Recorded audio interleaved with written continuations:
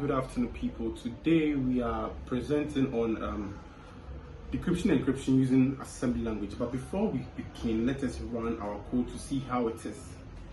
So today we're running an encryption, decryption, executable file code, and today we are going to use hello world because literally hello world, everybody uses hello world. So hello world. So we're entering an encryption key of 1, 2, 3, just a rough key.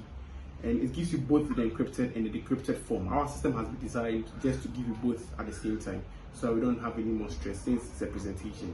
So let's dive into our code.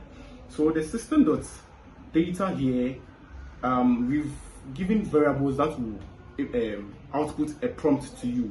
And the system.bss here, we've given variables that will keep input from the user, and they'll be given reserved bytes each. So moving straight to our encryption decryption code without wasting much time. Our encryption starts here, the loop starts here. In our encryption decryption code, we compare, we validate upper cases, lower cases, and literally we also validate spaces and new lines. And in here, this is how our encryption works. First, the encrypted message, the message to be encrypted is then transferred into bitwise. Then the comparison is done with exclusive OR. Then after that, it's being transferred back into an encrypted message. It does the same thing for decryption. So in our code, using the encryption loop, this is where the encryption is done. And when we check for upper cases, we check for lower cases too. And when the encryption is done,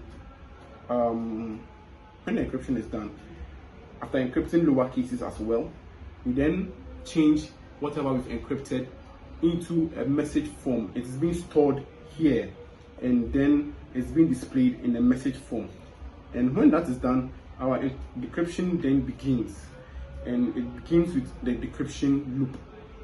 In the decryption loop, as I said before, it takes the encrypted messages and then does the exclusive OR, then brings it back to the decrypted form.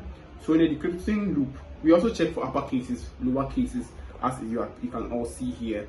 And when that is done, we then store whatever we've decrypted in the loop, and we store them here in the decryption store. And that is done. Then in our output, we then show the decrypted message. Then the text that we decrypted is being shown, then the program ends. And that is it for our presentation. Thank you.